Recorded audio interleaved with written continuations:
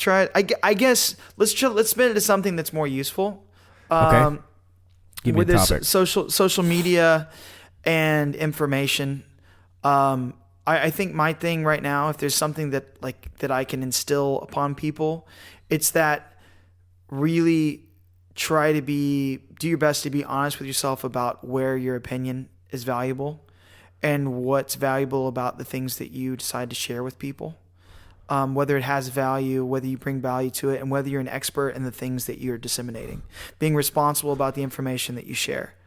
That's something that I think that hopefully by the time, the kids who are little kids now by the time they're in elementary school, that there will be lessons about being the way that we were told not to litter or not drink and drive. They're told not to share information, and that there is a hierarchy of education and educated people, and that they're based on the quality of the information that you're giving in a particular area. That should be the reasoning behind who shares what. I agree with everything that you just said, but I don't think that's ever going to happen, because none of the things that you're talking about are propagated by actual information. They're propagated by companies that are just trying to make money and clickbait and trying to drive people to things. Well, I think that also has to do with, so here's a glimmer of hope. So the printing press was invented in, I think it was like 1440, 1450 in Germany. Okay. And do you know how long it took them to realize they could make a newspaper? 200 years. Okay. Why is that? They just didn't, it took them a while to figure out what the thing they made was for. And it really didn't, it would have just been a forgotten invention if it hadn't have been created around the same time as the Reformation. Mm-hmm. And Martin Luther King basically gave Christianity, created this idea that you could be a part of religion and that you could interpret the word of God yourself. And it was just this kind of, it was a time, and basically it went viral. Right. And that they were printing leaflets, and people could print the Bible for the first time, and it could be accessible. So are you saying that we have all this social media platform, and I'm saying we haven't figured out what to do. We don't know what it's for yet. Yeah.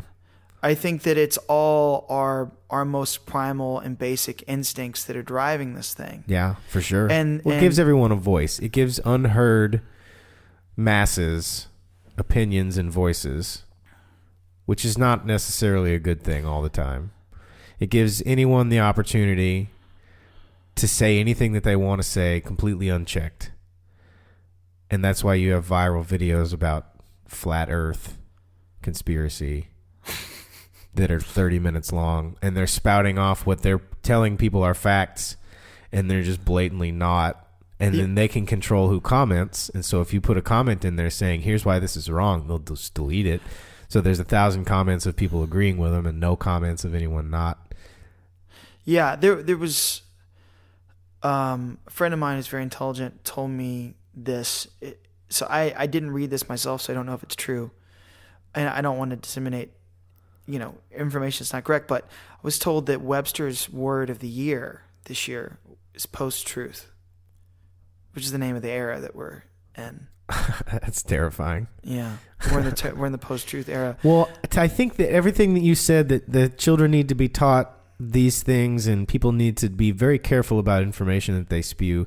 I agree with that wholly, and I think that is really important, because most of the things that are floating around, all these viral videos and people dispelling rumors and doing all this stuff, it's all just blatantly wrong. A lot of it is, but I think that entirely defeats the purpose.